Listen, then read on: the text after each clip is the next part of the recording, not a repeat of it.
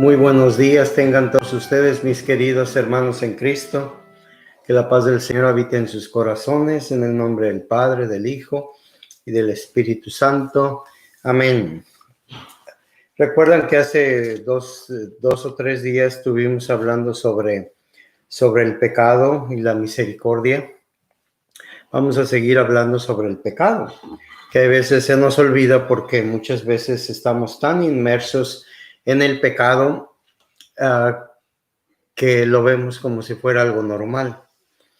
La definición del pecado en el Catecismo de la Iglesia Católica nos ayuda. Dice que el pecado es una falta contra la razón y la verdad, contra la conciencia recta. Es faltar al amor verdadero para con Dios y para con el prójimo, a causa de un apego perverso a ciertos bienes.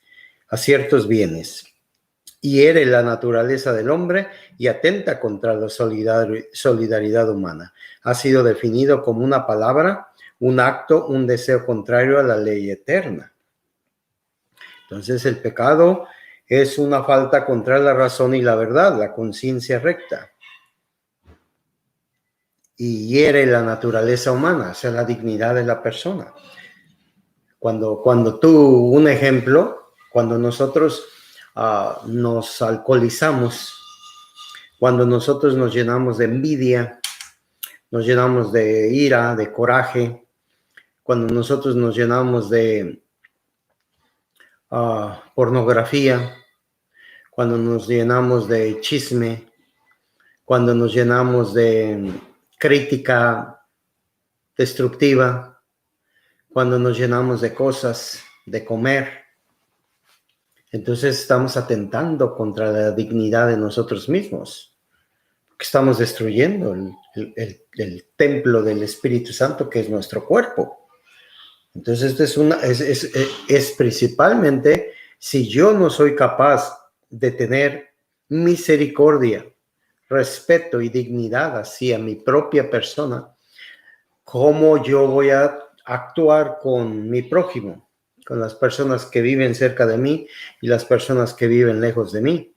Por eso es que es tan peligroso que una persona no tenga una relación con Dios, porque esta persona, conforme pasa el tiempo y los años, y si está sujeto al pecado, como dice aquí, es perverso a ciertos bienes, ¿verdad? A ciertos, difícilmente una persona se le va a encontrar los 7 pecados capitales, pero puede encontrarse los 7 pecados capitales.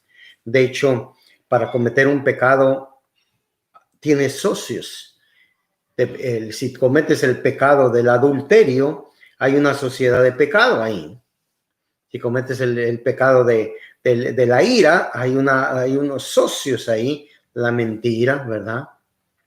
Tantas cosas que nosotros hacemos como con la muerte de Cristo, ¿no? La falsedad, la traición, la violencia.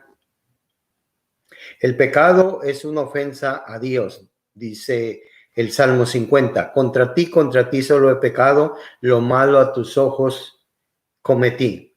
Desde el vientre de mi madre, dice el rey David. Entonces el pecado se levanta contra el amor que Dios nos tiene y aparta de él nuestros corazones.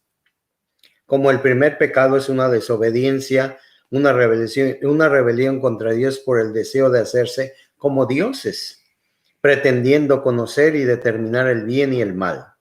Génesis 3:5. El pecado es así: amor de sí hasta el desprecio de Dios. Y el pecado es así con nosotros y nuestro prójimo. Es un amor tan egocentrista, tan terrible que llega uno a despreciar a todas las demás personas y hacerles daño.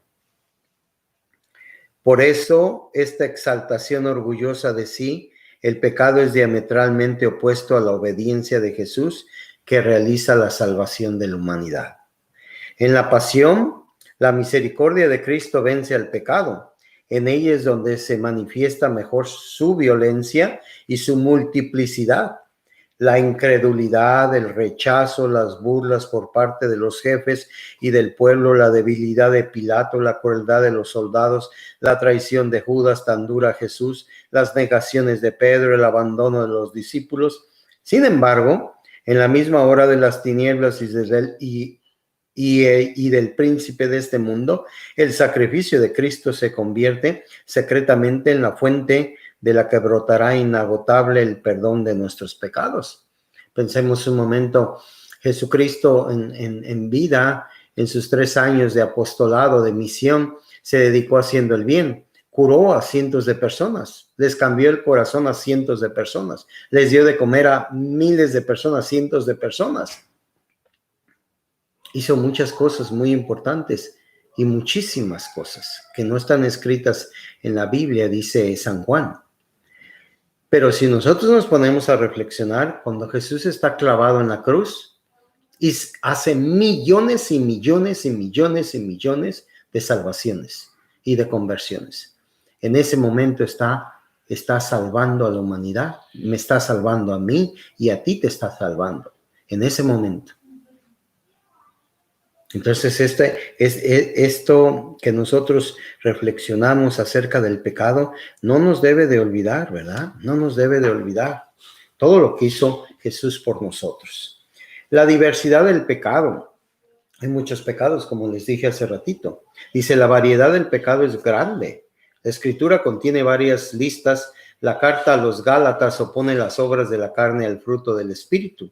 Las obras de la carne son conocidas: la fornicación, la impureza, el libertinaje, la idolatría, la hechicería, los odios, las discordias, los celos, las iras, rencillas, divisiones, disensiones, envidias, embriagueces, orgías y cosas semejantes, sobre las cuales es perverso, como ya se previene, que quienes hacen tales cosas no heredarán el reino de Dios, dice San Pablo en la carta a los Gálatas, capítulo 5, versículos 19 al 21.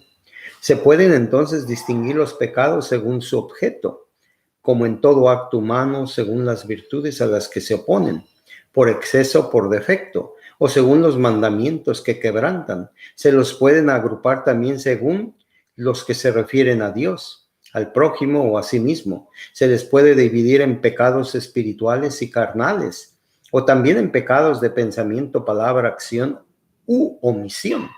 La raíz del pecado está en el corazón del hombre, dice Jesús, en su libre voluntad. Según las enseñanzas del Señor, de dentro del corazón salen las intenciones malas, asesinatos, adulterios, fornicaciones, robos, falsos testimonios, injurias. Esto es lo que hace impuro al hombre, dice Mateo 15, versículos 19 y 20.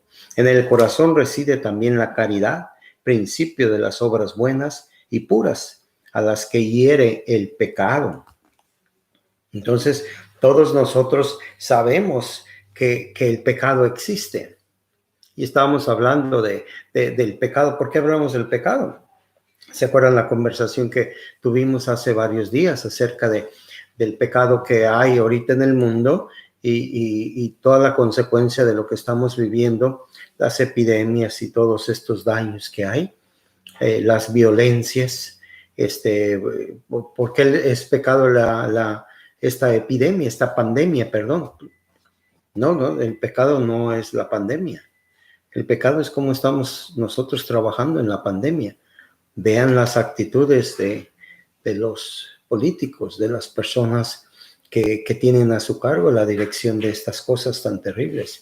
Vean los ciudadanos lo que hacemos, la irresponsabilidad de cuidarnos. Entonces, dentro de este pecado de una pandemia, viene un azote más grande, ¿verdad? El abandono a los pobres, las prioridades. Yo creo que las prioridades de nuestros países, de nuestros gobernantes, debería de ser con los pobres, ¿verdad? Solidarizarse con los más vulnerables, atenderlos a los más vulnerables.